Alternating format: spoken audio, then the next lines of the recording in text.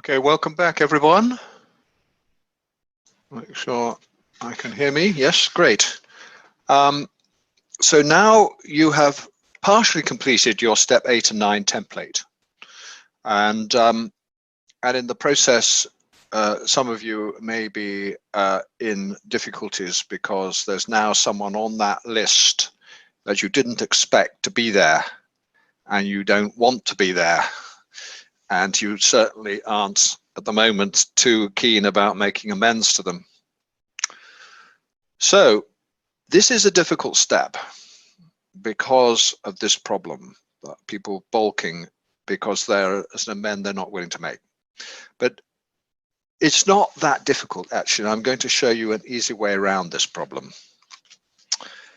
So I'd like you on your on your 8th and 9th step template, just to identify the person that you least want to make an amend to, the one who hurt you and you don't reckon you hurt them, perhaps the one who sexually abused you when you were a child or abused you badly when you were innocent and vulnerable. And just put a little star next to that person, okay? So the amend that you think you're going to have the biggest trouble with, particularly if it happened when you were very young. Okay, now what we're going to do is we're going to now say a prayer for that person. And the prayer we're going to use is on page 22, when resentful, page 22. So it says, God, help me to show this person or institution. Now, when we get to this person or institution, I want you to put that person's name in there, to actually insert it at that point. God, help me to show John the same tolerance, pity, patience, and I would cheerfully grant a sick friend. This is a sick person. How can I be helpful to him? God, save me from being angry, thy will be done. Okay, that's all we're going to do. You're going to say that prayer for that person, the person on your list that you are least inclined to make an amend to.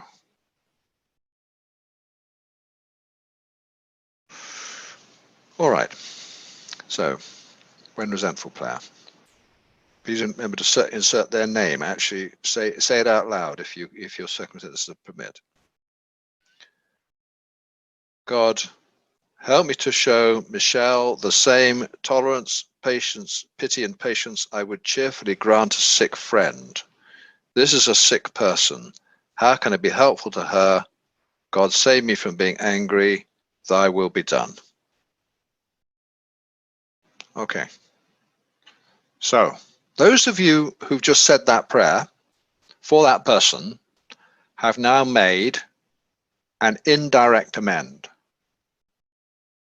It's indirect in that the person concerned doesn't know you've done that and may never know, but you've made an amend, an indirect amend to that person.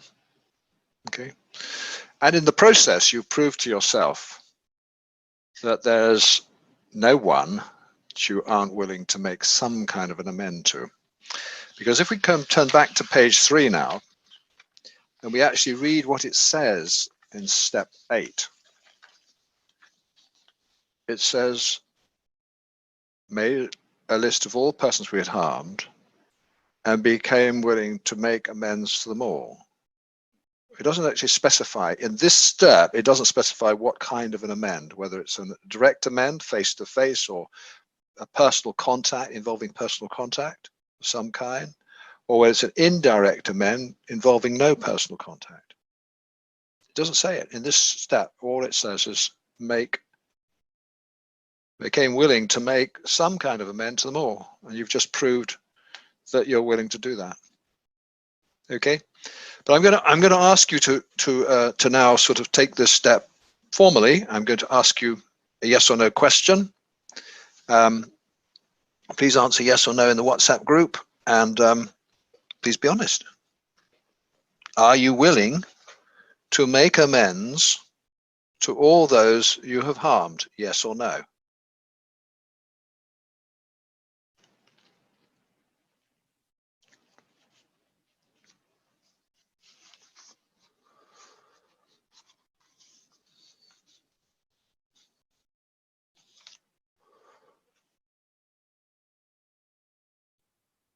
Okay, good.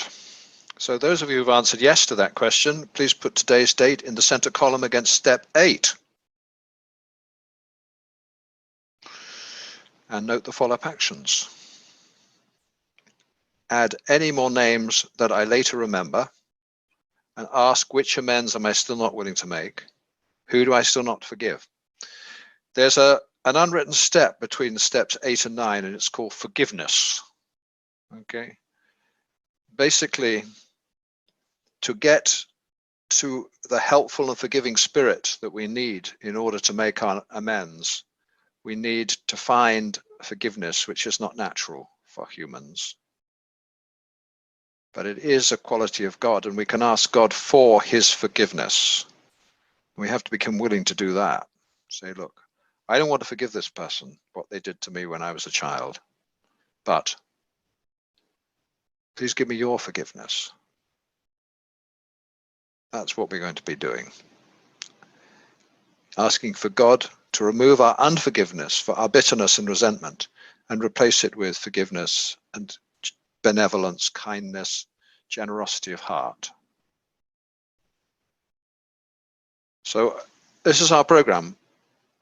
We're not superhuman. We're human. We have defects. We just accept that and humbly ask God to remove the defects and give us the power we don't have. So now you've also, still on page 3, you've also just made your first amend. So against step 9, you can also put today's date. Okay, now it was only an indirect amend, which is fair enough. It's an amend, but we've begun. And now I'm going to be talking more about the question of making amends. So first of all, from the big book, item 48. Item 48. The question of how to approach the man we hated will arise. It may be he has done us more harm than we have done him, and though we may have acquired a better attitude towards him, we're still not too keen about admitting our faults. Nevertheless, with a person we dislike, we take the bit in our teeth. It is harder to go to an enemy than to a friend. We find it much more beneficial to us. We go to him in a helpful and forgiving spirit, confessing our former ill feeling and expressing our regret.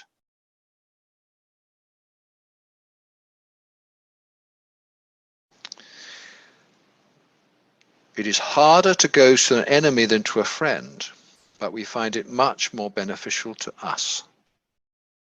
So, the difficult amends are the ones that you're going to benefit from most.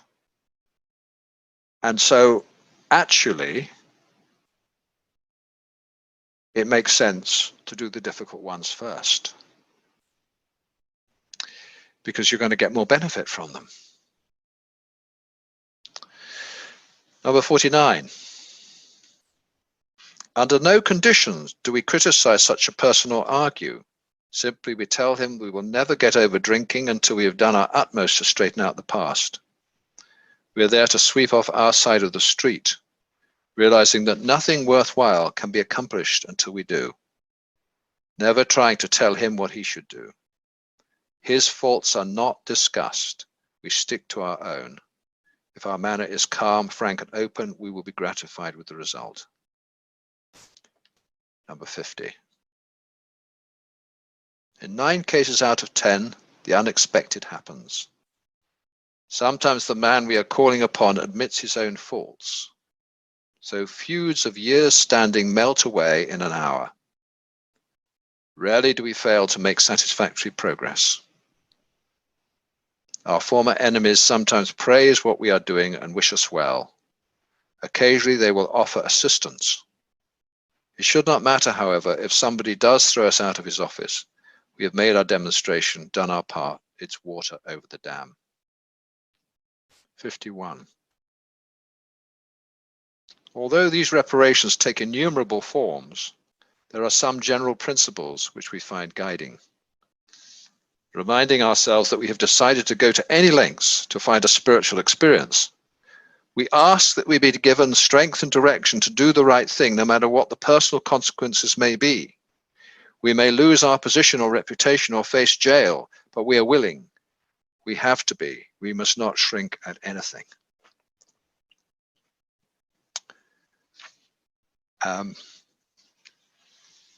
Let's just, at this stage, let's say the 9th step prayer. It's on page 24.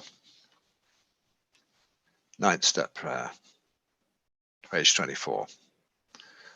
God, I pray for the right attitude to make my amends, being ever mindful not to harm others in the process. I ask for your guidance in making indirect amends. Most important, I will continue to make amends by staying abstinent, helping others, and growing in spiritual progress. And the second 9th step prayer. God, give me the strength and direction to do the right thing, no matter what the consequences may be. Help me consider others and not harm them in any way. Help me to consult with others before I take any actions that would cause me to be sorry. Help me not to repeat such behavior. Show me the way of patience, tolerance, kindness, and love, and help me live the spiritual life. It's a lovely prayer. It's one of my favorites. I say that every day.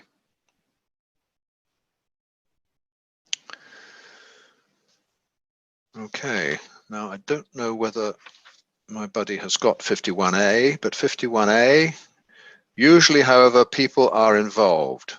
Other people are involved. Therefore, we should not be the hasty and foolish martyr who would needlessly sacrifice others to save himself from the alcoholic pit.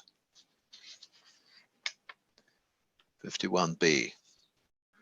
Before taking drastic action which might implicate others, we secure their consent.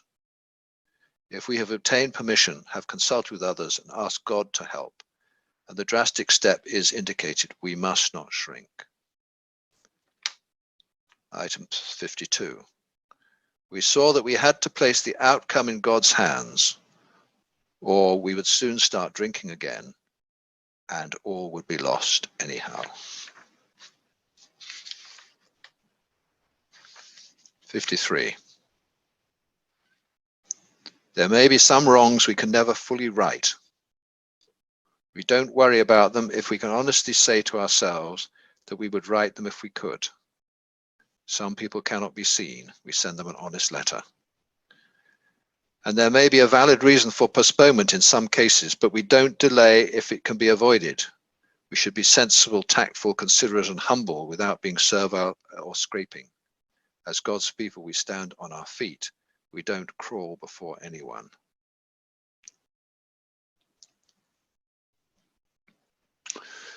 And then we find out why this is also important. 54. If we are painstaking about this phase of our development, which phase? Step 9. If we are painstaking about step 9, we'll be amazed before we are halfway through. Halfway through what? Halfway through step 9. We are going to know a new freedom and a new happiness. So we may have known freedom and happiness before, but now we're going to a new freedom and a new happiness. We will not regret the past nor wish to shut the door on it. We will comprehend the word serenity and we will know peace. The washing machine will switch off. No matter how far down the scale we have gone, we will see how our experience can benefit others. That feeling of uselessness and self-pity will disappear. We will lose interest in selfish things and gain interest in our fellows.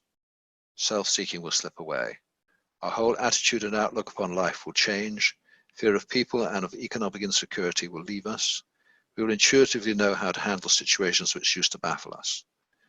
We will suddenly realize that God is doing for us what we could not do for ourselves. Are these extravagant promises? We think not. They are being fulfilled among us, sometimes quickly, sometimes slowly, they will always materialize if we work for them. So that's the big book on step 9. So please turn to page 17.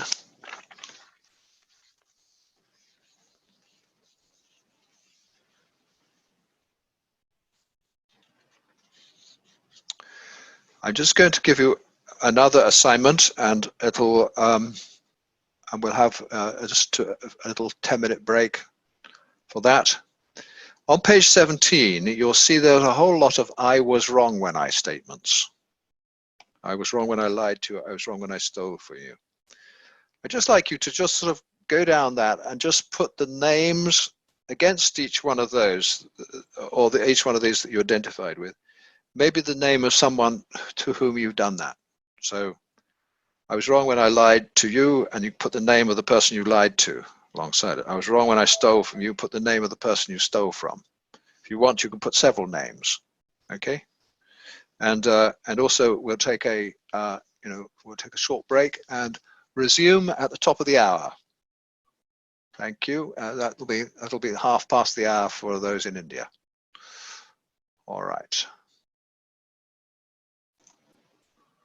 Okay, welcome back, everyone.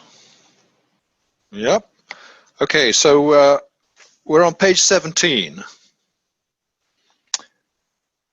Now we're going to give you some tips about making amends. This is a little aid memoir. And right at the top, we see the most important thing of all. Important, do not attempt to make amends to anyone without your sponsor's supervision. Do not attempt to make amends to anyone without your sponsor's supervision. So if you do not currently have a sponsor, would you please sort of put up your hand in the WhatsApp group, please?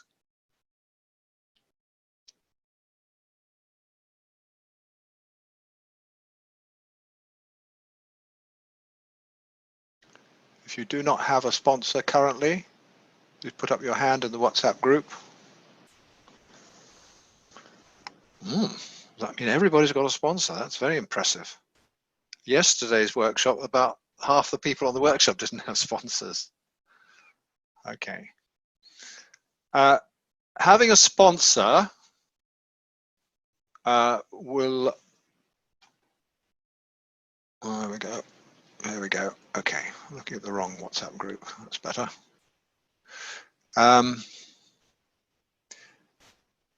Okay, so you guys are not in a position to begin making your amends, so you're going to need a sponsor. Now,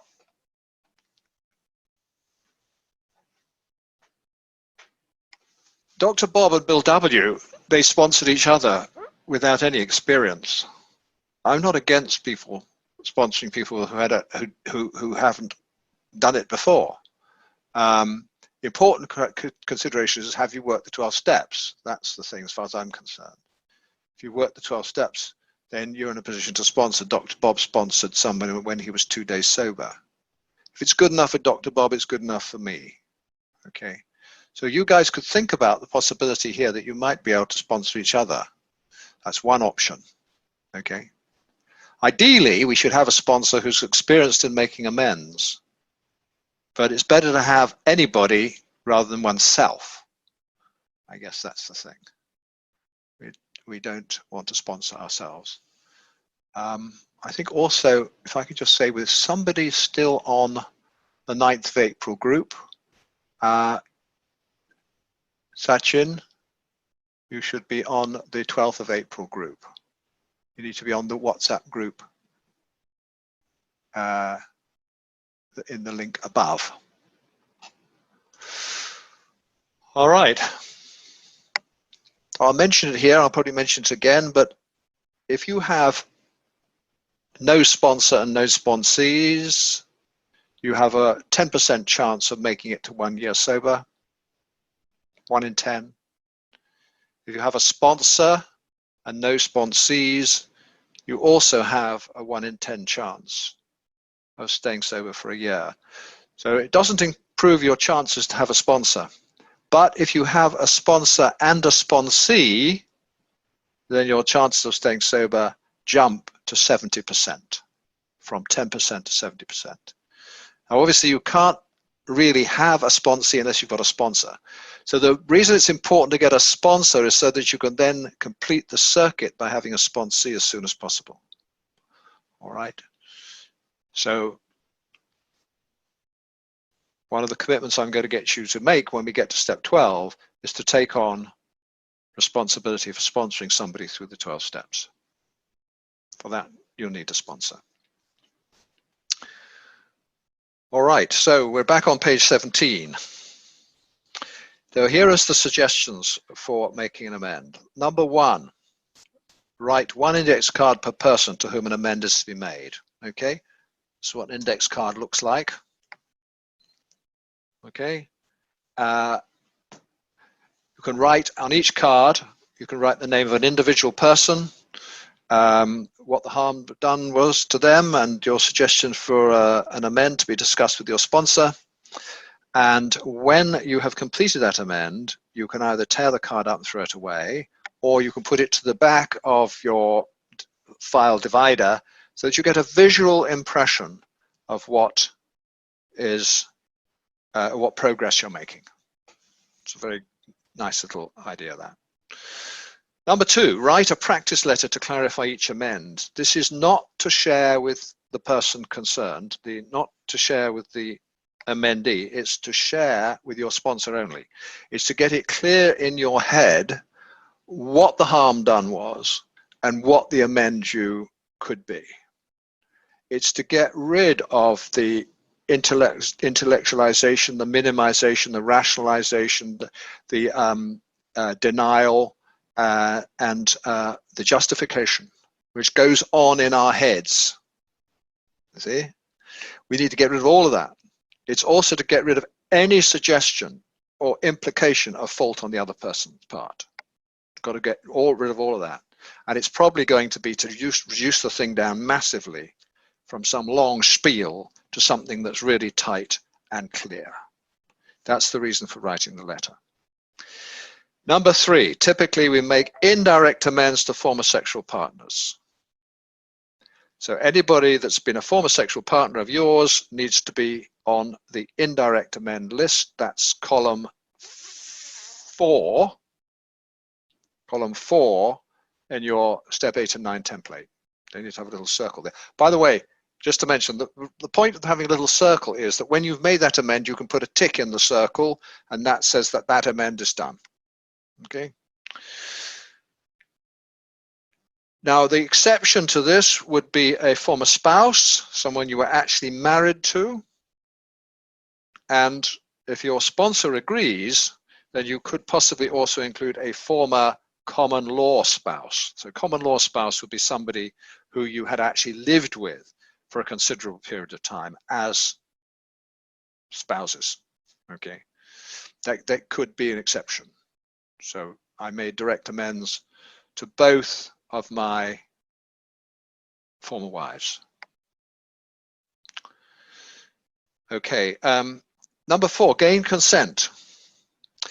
We make amends on the other person's terms, not on our terms. Okay, so the first, we begin by asking them if we can make an amend.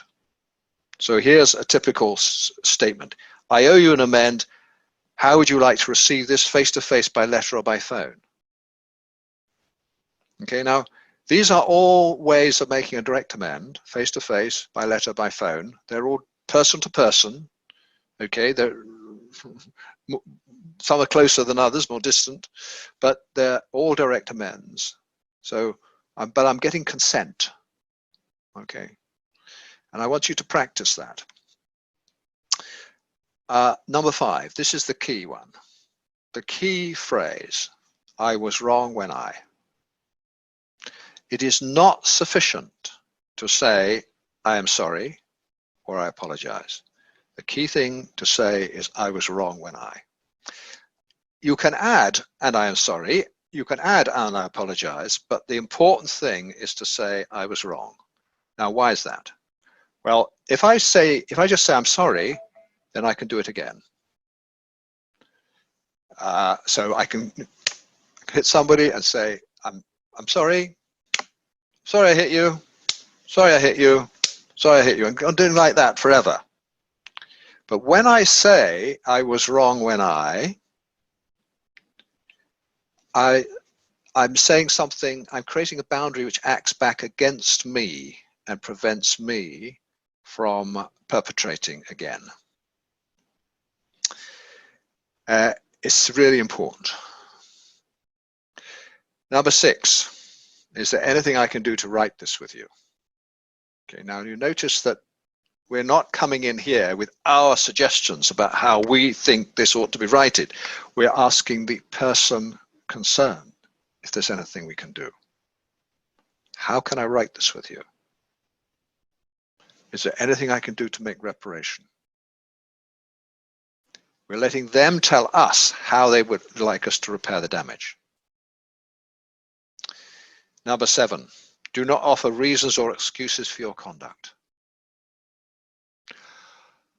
Well, I'm sorry I hit you, but I got out of bed the wrong side this morning. Do not make excuses. I was wrong to hit you. Is there anything I can do to right this with you? Full stop. Number 8, do not share your own feelings. Well, I feel very scared to say this to you, but I was angry when I hit you. I was wrong to hit you. How can I right this with you? Do not offer reasons or excuses for your conduct. Do not share your own feelings. Number 9, write it in, number 9. Do not ask for forgiveness. Do not ask for forgiveness. We mustn't put the person we're making amends to under any pressure. They mustn't think we're there to get their forgiveness. We're there to admit our wrongdoing and offer to make restitution. That's what the whole point of it is. Okay? We're not there to blackmail them into forgiving us when they may not want to.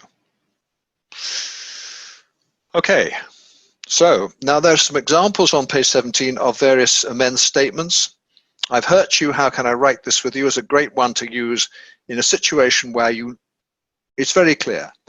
You know you've hurt someone, they know you've hurt them, they know in what way you've hurt them, and you could just literally say it as simply as that, I've hurt you, how can I right this with you? Lovely.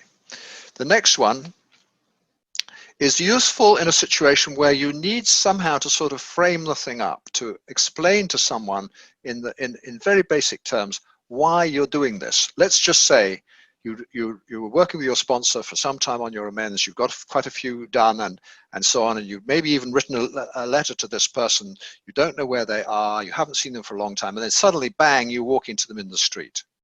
They're not in recovery, they don't know anything about amends or what that's all about, you see. So here is a statement that you could use in that situation to frame it up. He says, I am recovering from an addiction. Part of my recovery program is making amends to people I have harmed. I believe that I've harmed you. May I make amends to you now? So I framed it up. I've explained what this is about, and I've asked for permission. I'm asking for consent. May I make amends to you now? And you've said, I'm recovering from an addiction. Now, you haven't told them what the addiction is. And in 99 cases out of 100, they're not going to ask. Okay? But if they do ask, tell them, because this is now a 12th step opportunity. I promise you, if they ask you, they want to know, they need to know. So tell them, I'm recovering from lust, I'm an alcoholic in recovery, I'm a drug addict in recovery, whatever. Okay? Just tell them. And then you may find that you've got a 12th step on your hands. And then there's a whole list there of these I was wrong when I statements. Now, the reason I asked you to consider these is because this will help you with fleshing out your step 8 list. Because, you know, I was wrong when I committed adultery. Well, who did I commit adultery with? Ah, yes, well, there was so-and-so and so-and-so and so-and-so. Okay, I was wrong when I cursed you. Who did I curse? Yes. Okay. And so what I'd now like you to do, I want you to practice making amends. I want each of you, first of all, to practice asking for consent. Okay. So I have an amend to make to you. May I make it now? Or I owe you an amend. How would you like to receive this, face-to-face, by letter or by phone? Okay, so I want you to actually type that statement into the WhatsApp group. You're asking for consent. I want a consent request from each of you. Okay? And once you've done that, then I want you to write one simple amend statement. I was wrong when I ... How can I write this with you? Okay.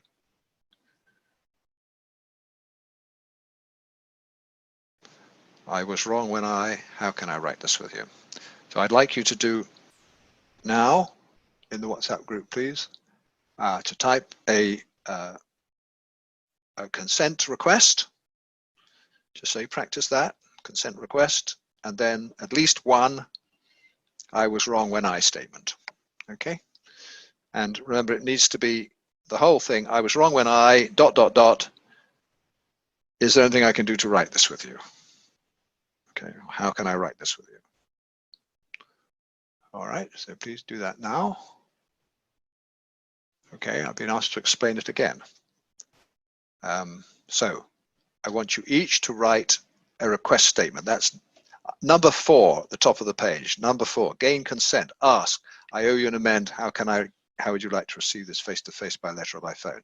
That's a request statement. I want you to make a request statement like that. There's another one here a little bit further down. It says, I believe I've harmed you, may I make amends to you now? That's another consent request. I want you to write a consent request into the WhatsApp group now. I owe you an amend. How would you like to receive this? I can meet you, or we can speak on the phone. Or can we speak on the phone, please? That will do. That'll do. They might not even want to speak to you on the phone, though. They might actually prefer to have a letter from you.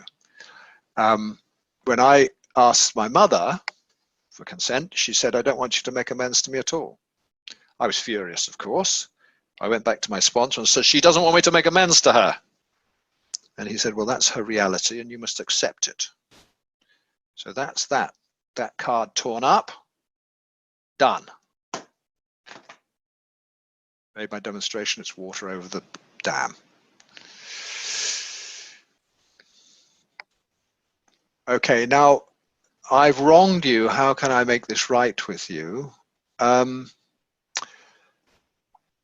This is...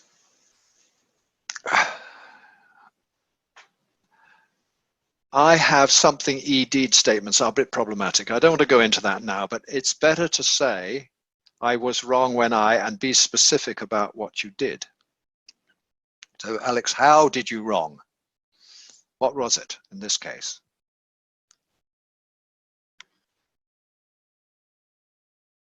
How would you like to receive this amends, face-to-face, by letter, or by phone? What is most comfortable for you? Great, that's great. Thank you, Mike. Gregos, I owe you an amend. How would you like to receive it? Would you like to meet or talk by phone or receive a letter from me? Good, thank you, Gregos, that's great. I owe you an apology. Yes, you could say it in this situation. I owe you an apology, you could. Yeah, sometimes, you know, people aren't necessarily familiar with the word amend, for what I have done to you.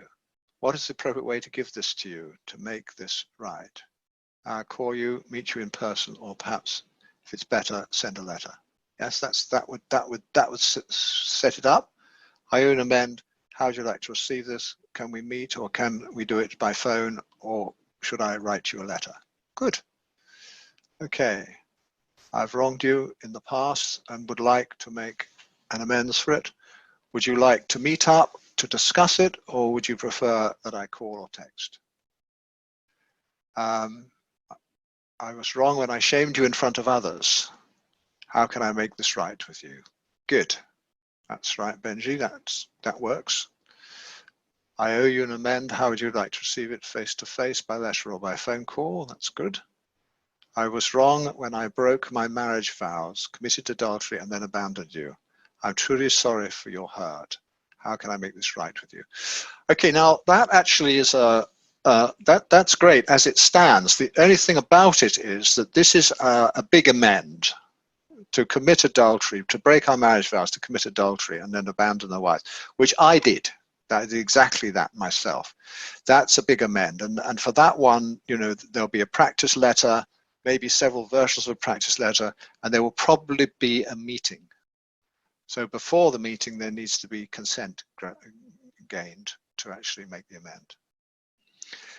We don't rush into that kind of amend. That's one that needs to be done very, very carefully, because it's a huge harm we've done there. I was wrong when I shunned all forms of communication with you. I believe I owe you an amend. How would you like to receive it? Okay, so you're mixing two things up there. The permission comes first before the making of the amends. I wanted to amend as I was wrong, which I damaged to the origination, making a wrong indent. Burden of 40, thanks. I'd like to apologize the organization. Okay, gain consent first, and then I was wrong when I. So I think again, Prem Kumar, you know, simplify it down. Half the number of words will do at this point. I was wrong when I stole money from your wallet, and I am sorry.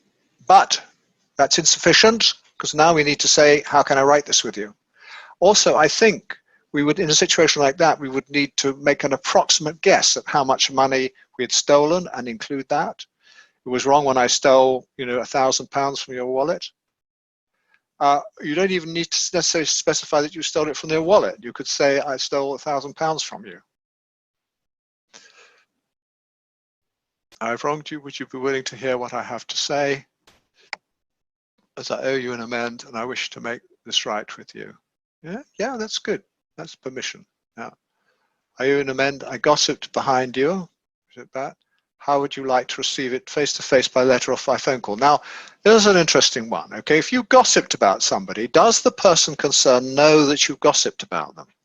Because if they do, then yes, you know, this is right and proper. But if they don't, then, you know, it is better, in my view, to go to the people that you gossip to and say something to them. Like, I was wrong to gossip to you about so-and-so, and then you say something good about them. So you put back in where you took out before. So you put in love where before you were putting in hate.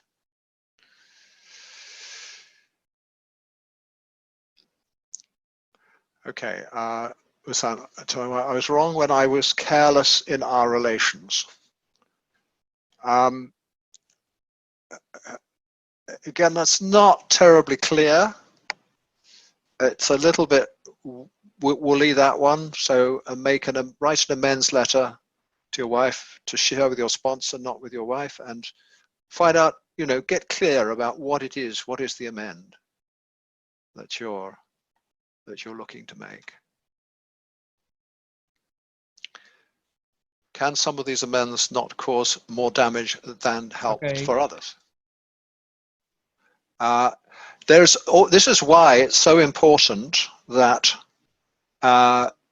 we work with the sponsor on this, to get really clear about what the amend is and about how it's going to be made, and to do it with deliberation and a lot of care.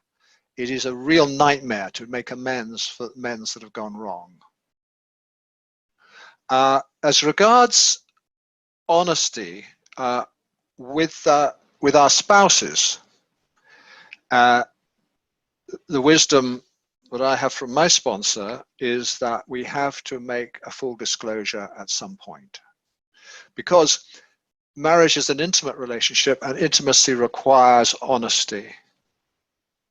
We cannot have an intimate relationship based on secrets being kept. So there needs to be a full disclosure, but this needs to be done with great deliberation after a period of experience in making amends, and obviously hand in hand with sponsor the whole way.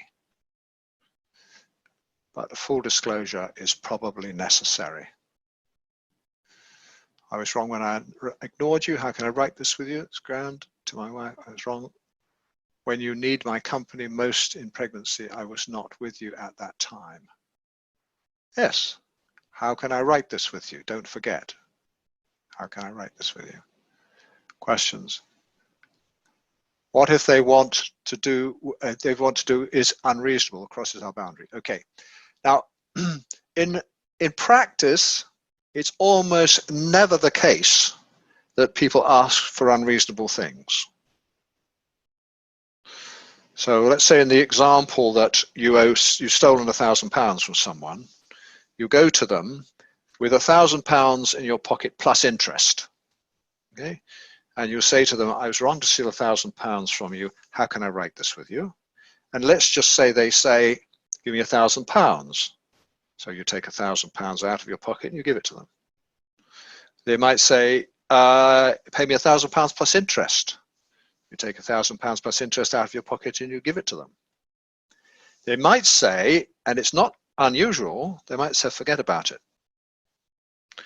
In which case, you could say something like this to them. Would you like me to donate it to a charity of your choice? They might say, donate it to charity. And then you would say, well, what charity would you like me to donate? Do you have a favorite charity you'd like me to donate it to? What they will never say is, I want you to pay me £2,000. If they do, let me know, because I never heard of a case where that's happened. People are generally surprisingly much more generous and reasonable than you expect. I was wrong when I gossiped about you in class. I said that you are arrogant, dumb person, and no, absolutely not, Ashkay. This is the Akshay. This is definitely not something ever to say, because what you are doing is you are saying things about the other person. You are implying that they are arrogant and dumb. So you would never say this. If they don't know that you did this, then you should not say anything directly to them. To them, you should try to act with humility and kindness. To the person you gossip to, you need to go back to the person you gossip to and say, it was wrong of me to gossip about that person, and to accuse them of being arrogant and dumb, which is not true. Now you can contradict yourself. Okay. Do you need to tell your addiction to your parents? Of course you do. Addictions are progressive, fatal, inherited illnesses. They run in families. They're genetic, highly genetic. If one parent has an addiction, a child has a 4 times greater chance of being an addict. If both parents have an addiction, it's 12 times. Your family needs to know that you have an addiction and that you are in recovery from this addiction, and that other people in the family will possibly have the same addiction.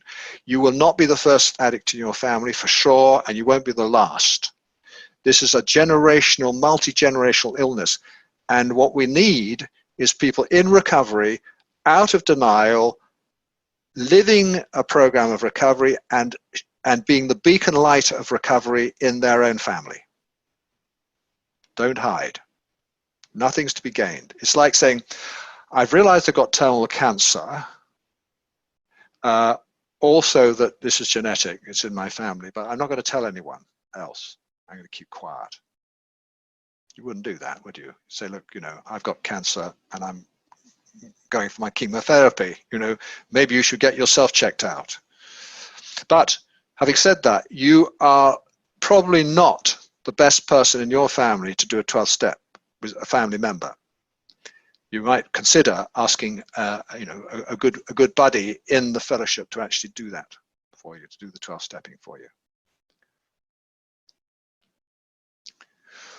Okay, now I think, okay, I believe I failed you when we used to relate, can I make an amends to you? Now you're mixing the two things up, Paul. Get the consent up front, and then go into saying I was wrong when I stopped being supportive with you, especially when so happens. Is there anything I can do to make this right with you? Okay, great. Okay. Would damaging a reputation fall in the same situation as gossip? Yes, definitely. Damaging a reputation is gossip. Gossiping is one of the damaging reputations is one of the main things we like to do when we're gossiping. Okay. I had a friend. I never once heard him say anything detrimental about anyone. He always said something kind about everybody. And I trusted him completely because I knew that he would do the same with me. If he was talking about me to anyone else, he would also be saying something kind. So this is, in a sense, is the new recovery behavior that we need to develop. If we have the defect of gossiping, the asset is speaking kindly of people. So if we need to speak about someone else, we say something well of them, something good. Okay, so I think that's about it on step 9. That's enough work on step 9 now. So let's just go back to page 3 and note our progress so far. We've got all the way up to step 9 now. We've begun our first amend, follow-up actions, transfer each amend onto a separate index card, consult your sponsor before making each amend, and complete all your amends as soon as possible. Okay, remember, we're going to be amazed before we're halfway through this step. So don't delay. In my view, you should be leaving this workshop with your amends list and begin under sponsor supervision to make your amends. So you're going to need a sponsor. You're going to need a sponsor that's going to work with you on the 9th step. If your current sponsor will not work with you on the 9th step, then you have to carefully consider whether you need to find another sponsor. All right, now it's past. I think we should take a 15-minute break, and we'll see you back here in 15 minutes, 1/4 the hour for the UK and 1/4 past the hour for India. Thank you.